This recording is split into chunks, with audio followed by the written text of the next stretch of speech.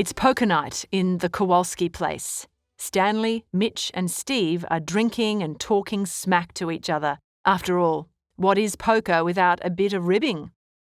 It's getting late though, and Mitch decides it's time to go home. He lives with his sick mum and is always worrying about her. Sisters Blanche and Stella appear around the corner. They're on their way home after a fun night out. Stella wanted to give Stanley and the boys some space on their poker night, but it's getting so late, almost 2:30. Stanley isn't too happy the girls are back, and Stella tells the boys to wrap up their game. Blanche is feeling a little nervous and craves another hot bath to relax. Mitch emerges from the bathroom just in time to catch Blanche, and by golly, she is gorgeous.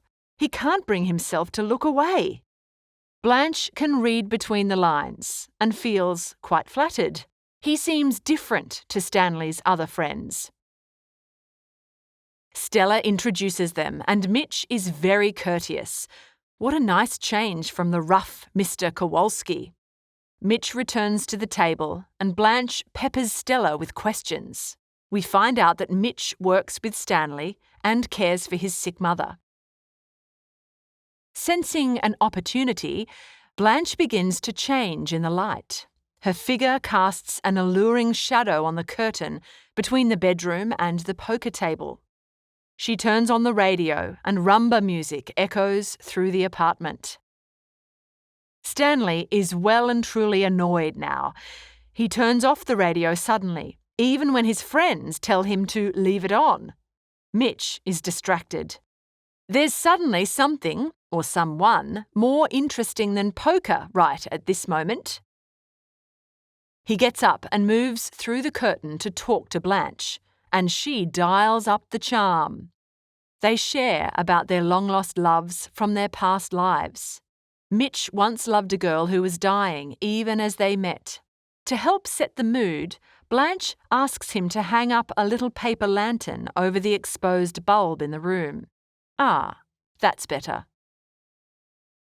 Stanley doesn't like this one bit. His poker game is being ruined. Blanche is distracting Mitch. When Stella finally emerges from the bathroom, Blanche decides to try the radio again.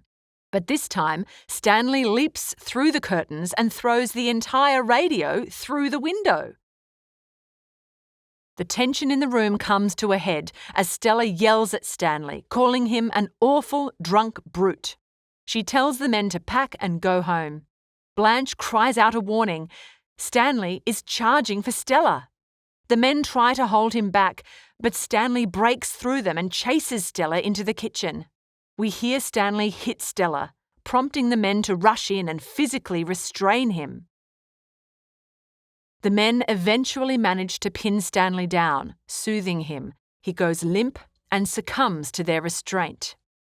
Blanche scoops up Stella's belongings and takes her upstairs to Eunice's flat. Stanley seems to emerge from a trance and comes to the horrifying realization that he's assaulted his own wife, and she's pregnant too. The night is well and truly ruined. The boys sweep up their winnings as they rush out of the flat. Stanley is left alone. He stumbles outside and bellows his wife's name like a howling wolf. Eunice yells back for him to quit it and slams her door. But Stanley isn't a quitter. He keeps yelling out for her. Quietly, Stella slips downstairs in her robe and embraces Stanley. He tenderly carries her back into their flat. Blanche emerges from Eunice's flat, looking for Stella. Mitch appears from around the corner and reassures her that Stella and Stanley will make up. They're crazy for each other. To comfort her, he offers to sit with her and she thanks him for his kindness. In the morning, Stella is lounging happily in her bedroom. Blanche appears at her door. It's obvious she hasn't had much sleep. She fusses hysterically over Stella, demanding to know why she went back to such a man. Horrified, she realizes that they must have slept together overnight. Stella is perplexed by Blanche's high emotions. She reassures Blanche that their fight last night wasn't anything serious, just a natural consequence of poker and beer. She even tells Blanche of the time Stanley smashed all the light bulbs on their wedding night. He's kind of crazy like that, and Stella is thrilled by it. Blanche is shocked by how quickly Stella seems to have processed last night's violence. She's desperate to get them out of this dangerous situation and dreams up a way to get her and Stella away from Stanley. What they need is money. She tells Stella about an old friend in Miami, Shep Huntley, who is obscenely wealthy. She resolves to contact him but gets a little lost in the details. Stella just cannot understand why Blanche is kicking up such a fuss. Her and Stanley went to bed and smoothed things over. So, Blanche tells Stella that all her marriage has is brutal desire, like the name of the streetcar that rattles up and down their street. Stella isn't having it, but Blanche doubles down and decides to really lay into Stanley. Unknown to them both, Stanley has just arrived home and overhears their entire conversation. Blanche goes on to say that Stanley is nothing more than an animal, a primitive man straight from the Stone Age. He decides it's a good time to announce his arrival now. He greets the women cheerily and Stella embraces him fiercely in full view of Blanche. He laughs. Stanley has won this round. Sometime later, we see Blanche in the bedroom as she reads over a letter. She's laughing at how outrageously well she lies. It's a letter she's written to Shep Huntley, and in it she brags about having a lavish lifestyle, all while sitting in her sister's tiny flat. Suddenly, there's some commotion upstairs. Steve and Eunice Hubble are having a big row. Eunice throws something at him and he hits her. Eunice rushes downstairs, yelling that she's going to call the cops, but heads straight for the Four Deuces. Steve follows after her, nursing a bruise on his forehead. Just another day in Elysian Fields. Stanley asks Blanche if she's ever heard of a man named Shaw. He claimed to have known Blanche in Laurel and that they met at the Hotel Flamingo.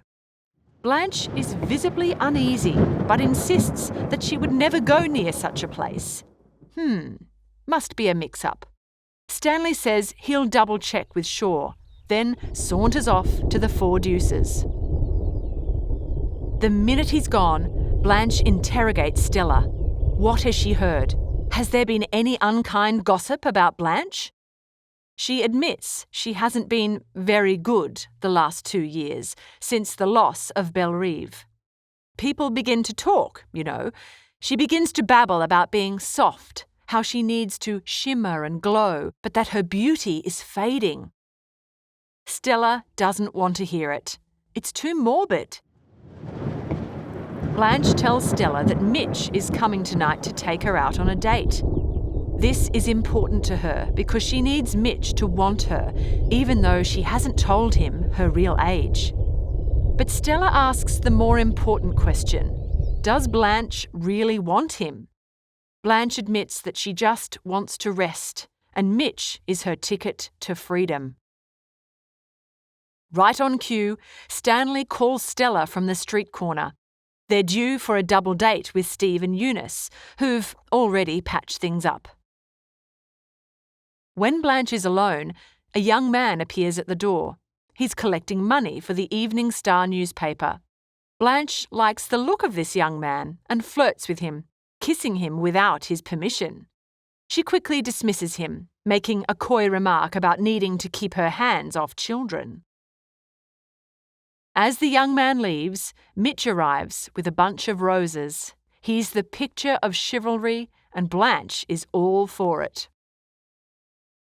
It seems that Blanche has a few more skeletons in the closet than we thought.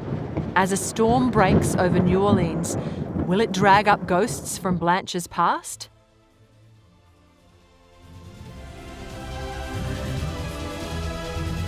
We hope you enjoyed this Schooling Online production. For more easy lessons, check out our other videos.